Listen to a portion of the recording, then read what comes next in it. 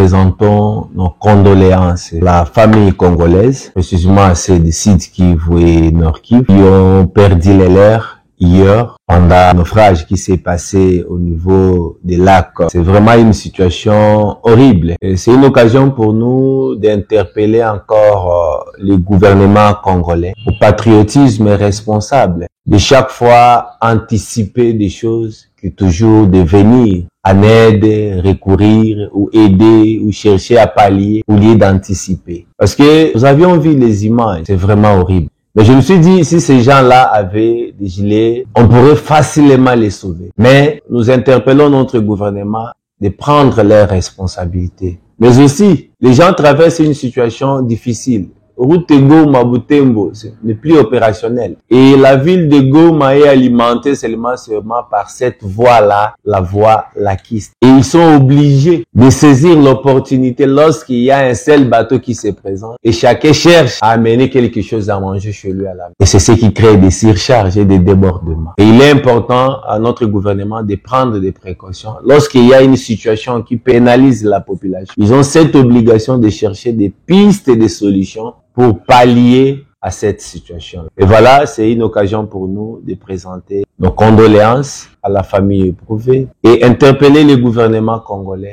à une responsabilité. La responsabilité est partagée, mais tout d'abord, c'est l'État congolais qui est responsable. Je vous ai dit tantôt, le fait que la route Butembo est bloquée et la population de Goma devait se ressourcer vers Idji, Kabituga, donc c'est l'unique voie qu'ils utilisent ces derniers. Et ils ont eu l'occasion de trouver un seul bateau, et là ils sont nombre de plus de 500 personnes avec leurs marchandises. Et il n'y a pas à manger à la maison. Et pour pallier à cette situation, ils étaient obligés d'accepter de voyager dans cette condition-là. Qui est le responsable? C'est l'État congolais. Et il y a aussi des manifestes, il y a des services habilités. Le ministère des Transports est là. Ils sont censés protéger la population et réglementer les moyens de transport. Et lorsqu'ils n'ont pas assumé leurs responsabilités, à qui la faute? C'est l'État congolais qui est le premier répondant. Même s'ils ont délégué les ministres pour venir assister, mais nous ne voulons pas chaque fois venir en retard. Au moment qu'il y a des dégâts, leur assistance ne peut pas ressusciter tout ce monde-là. Non, ils ont intérêt chaque fois d'avoir la politique, d'anticiper des choses. C'est ça l'essence des responsabilités. Oui, monsieur le président avait remis plusieurs gilets de sauvetage. Je me rappelle, pendant la campagne, à peu près 1000 pièces. Et 1000 pièces là, il y a combien de bateaux au Sud Kivu et Nord Kivu?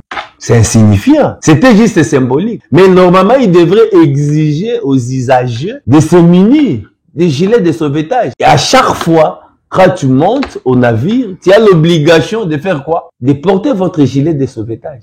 Mais ce n'était pas le cas. Le gilet coûte combien? 8,5, ici c'est 8,7. Mais c'est l'État qui est censé réglementer, mettre en application la loi en vigueur à cette matière. Mais s'il n'a pas fait ça, parce qu'avant de voyager, ils doivent d'abord au préalable avoir l'autorisation du ministère habilité ou concerné au ministère des Tutelles. Mais ce n'était pas le cas. Vous voyez une correspondance, on a suspendu maintenant. Et vous pensez que le fait de suspendre l'autorité à question va ressusciter tout ce monde? Non. C'est ce que je te disais, nous devons avoir la politique d'anticiper. On dit, vaut mieux prévenir que guérir. Et c'est ce que l'État congolais doit apprendre aussi. Monsieur le journaliste, à ce qui me concerne, je dirais que le premier répondant et les responsables, c'est l'État congolais.